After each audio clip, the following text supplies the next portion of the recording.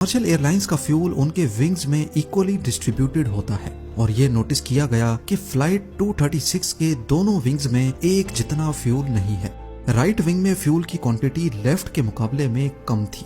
अब नॉर्मली ये मसला भी इतना सीरियस नहीं होता क्योंकि इस मसले को फ्लाइट के दौरान ही फिक्स किया जा सकता है। कैप्टन ने इस मसले को फिक्स करने के लिए क्रॉस फीड वाल्व खोल दिया, जिससे लेफ्ट विंग से फ्यूल राइट विंग में जाना शुरू हो गया और मिनटों में अब वापस दोनों विंग्स में फ्यूल की क्वांटिटी बराबर हो चुकी थी।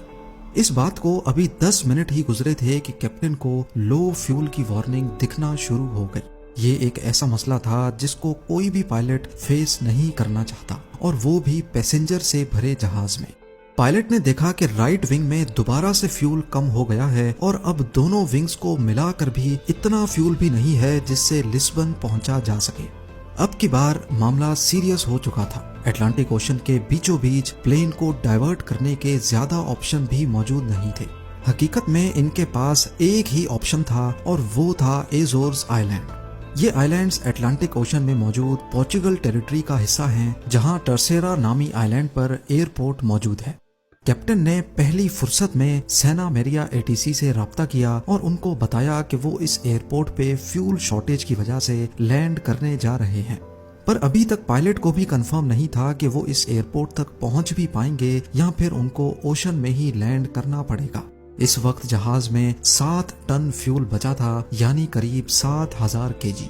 देखने में तो ये बहुत ज्यादा है, लेकिन असल में ये A330 की फ्यूल कैपेसिटी का सिर्फ 6% फ्यूल था और वो भी बहुत तेजी से कम होता जा रहा था। पर सवाल ये है कि आखिर फ्यूल कम ही क्यों हो रहा था? क्या इस बार भी कोई फॉल्टी सेंसर गलत रीडिंग दे रहा था या फिर असल में फ्यूल की कमी थी? फ्यूल का कम होना सिर्फ एक सूरत में मुमकिन है कि कहीं ना कहीं से फ्यूल लीक हो रहा हो।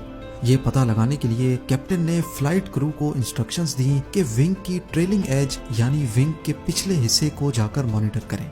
अगर तो फ्यूल लीक हो रहा होगा तो जरूर वहां से कोई इंडिकेशन मिलेगी, पर अंधेरे की वजह से क्रू को ऐसी कोई इंडिकेशन ना मिल सकी।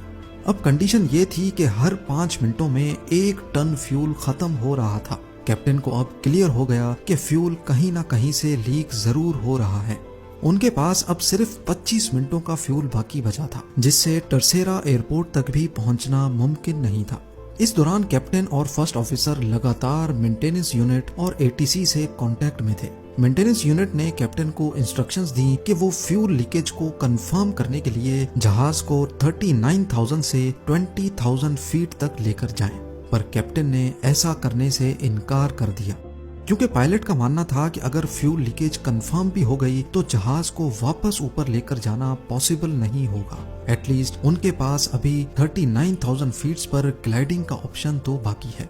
अगले चंद मिनटों में सारे शक दूर हो गए जब जहाज के राइट इंजन में आग भड़क उठी। ये देखकर जहाज में अफरा तफरी मच गई और पैसेंजर्स जो अभी तक सुकून की नींद सो रहे थे, उनके सुकून को खौफ के बादलों ने ढक दिया। जहाज में अब 4.5 टन फ्यूल और सिर्फ एक इंजन बचा था।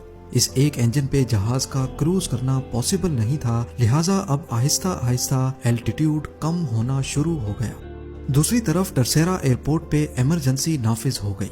फायर ट्रक्स और इमरजेंसी क्रू ने हर तरह की सिचुएशन से निपटने के लिए अपनी तैयारियां शुरू कर दी।